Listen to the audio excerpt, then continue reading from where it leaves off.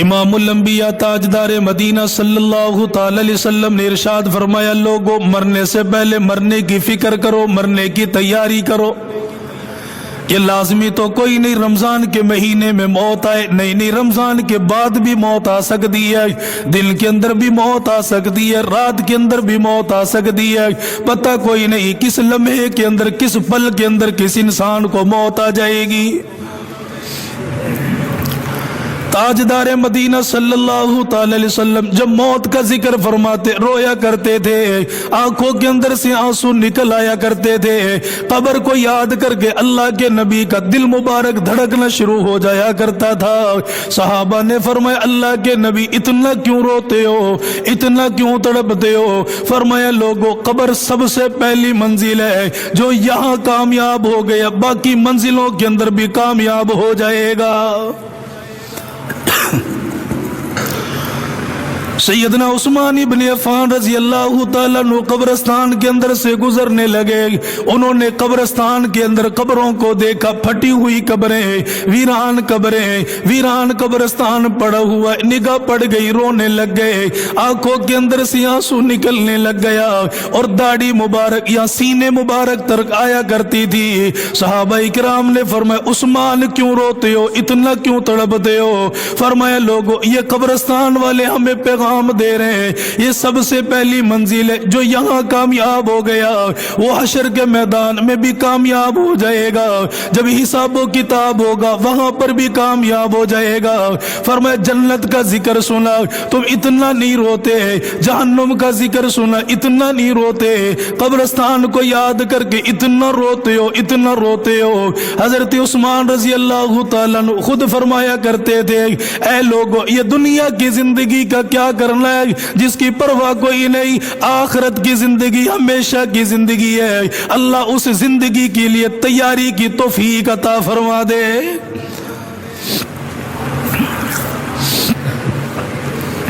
سرکار مدینہ صلی اللہ تعالی علیہ وسلم نے مدینے کے اندر اعلان کر دیا، میرے صحابہ گرمی کا موسم ہے، مجھے تمہاری فکر ہے، تمہارے بال بچوں کی بھی فکر ہے، لیکن کیا کروں، اللہ کا بلاوا آ گیا، اللہ کا حکم آ گیا، میدان جہاد کے اندر نکلنا پڑے گا۔ دوپہر کے وقت میں صحابہ اکرام نے نیزوں کو لے لیا، اپنی تلواروں کو لے لیا، اللہ کے نبی کا ایک حکم ملا، گھروں کو چھوڑ کر چلے گئے، اپنے گھروں سے نکل کر چلے گئے، بیویوں سے علیحدگی اختیار کر لی، بچوں سے علیحدہ ہو گئے، ماں باپ سے علیحدہ ہو گئے، مدینے سے نکل کر احد کے میدان میں چلے گئے۔ اللہ کے نبی نے وہاں پر پڑاؤ فرما لیا۔ ایک صحابی فرماتا ہے، دوپہر کا وقت ہے، مجھے اللہ کے نبی نے کتنی مرتبہ بلایا، میں کوئی نہیں آیا، مجھے دین کی دعوت ملی، میں کوئی نہ سدھرا، میری زندگی کے اندر بدلاؤ کوئی نہیں آیا۔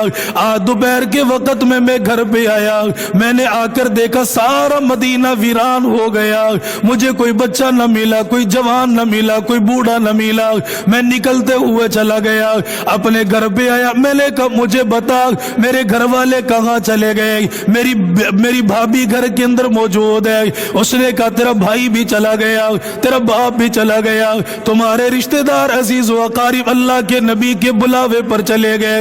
کہا کہاں پہ چلے گئے؟ کہا جہاد کا حکم مل گیا، لڑنے کے لیے چلے گئے۔ حضرت اسیرم کہتا ہے میرے دل کے اوپر ضرب لگی ہے، میں نے کہا میں کتنا بددل انسان ہوں، سارا مدینہ لڑنے کے لیے چلا گیا لیکن میں اپنی جگہ پر بیٹھا رہ گیا۔ اسی وقت نیزہ اٹھایا، تلوار اٹھائی، اپنا گھوڑا لیا، وہاں سے نکل کر چلا گیا، اللہ کے نبی کے پیچھے پیچھے ہو لیا، میدان جہاد کے اندر پہنچ گیا۔ وہاں دیکھا دائیں طرف مسلمانوں کی صفیں لگی ہوئی ہے، بائیں طرف کافروں کی صفیں لگی ہوئی ہے، وہاں پر کوئی ہار نہیں پہرائے جانے ہیں، وہاں پر گردنیں کٹنی ہے، وہاں پر لہو بہنا ہے۔ صحابی کہتا میں بھی قریب آ گیا، میں نے ان سے کہا مجھے بتاؤ تمہارے لڑنے کا مقصد کیا ہے، کیوں یہاں پر آئے ہو؟ انہوں نے کہا جو یہاں پر مر گیا سیدھا اللہ تعالیٰ جنت کا ٹکٹ عطا فرمائے گا، اس سے حساب کوئی نہیں ہوگا، اس کی مغفرت کا اعلان کر دیا جائے گا۔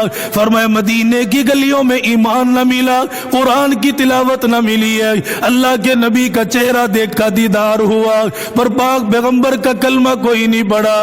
آج احد کے میدان میں آ گیا، فرمایا وہیں پر کھڑے کھڑے پیغمبر کا چہرہ بھی دیکھ لیا، کلمہ بھی پڑھ لیا، مسلمان بھی بن گیا۔ اب اللہ کے نبی سے کہنے لگا یا رسول اللہ مجھے حکم دیجئے، میں بھی میدان جہاد کے اندر جاؤں گا، میری گردن کٹ جائے پرواہ کوئی نہیں، میرا بازو کٹ جائے پرواہ کوئی نہیں، میرے جسم کے ٹکڑے کر دیے جائیں پرواہ کوئی نہیں۔ اللہ کے نبی نے فرمایا جاؤ جا کر لڑو۔ اللہ کے نبی میں لڑوں گا، مجھے بتائیے مجھے کیا انعام ملے گا؟ فرمایا تیرے جسم سے ایک قطرہ زمین کے اوپر گرے گا، اللہ تیرے سارے گناہوں کو معاف فرما دے گا، تیری کمی کوتاہیوں سے درگزر فرما دے گا۔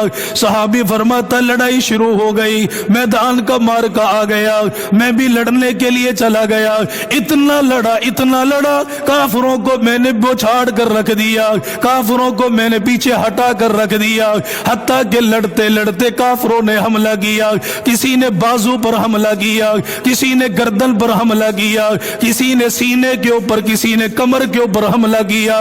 صحابی کہتا اتنے تیروں تلواروں کے زخم لگے، میں زمین کے اوپر گر گیا، مجھ سے کھڑا کوئی نہ ہوا گیا، میدان جنگ ختم ہو گیا۔ اللہ کے نبی نے فرمایا لوگوں کو تلاش کر کے لاؤ۔ صحابہ فرماتے تلاش میں نکل گئے، جب تلاش کرتے کرتے اس نوجوان کے اوپر نگاہ پڑی، اللہ کے نبی کا نوجوان یہ صحابی ہے۔ لوگوں نے کہا تو بے ایمان ہے، تو نے کلمہ کوئی نہیں پڑھا، تو مسلمان کوئی نہیں ہوا، یہاں پر کیوں آ گیا؟ کس وجہ سے آیا؟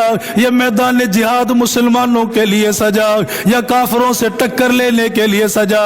تم کیوں آئے ہو؟ وہ صحابی رونے لگ گیا کہ آج تو مجھے تانا نہ دو، آج تو مجھے یہ باتیں نہ کہو۔ فرمایا لوگوں میں تو اللہ کے نبی کی محبت میں آیا، اللہ کے رسول کے پیار میں آیا، اللہ کے نبی کی محبت وہاں سے یہاں کھینچ کر لے آئی ہے، اللہ کے نبی صلی اللہ تعالی علیہ وسلم کی یاد میں رونے لگ گیا۔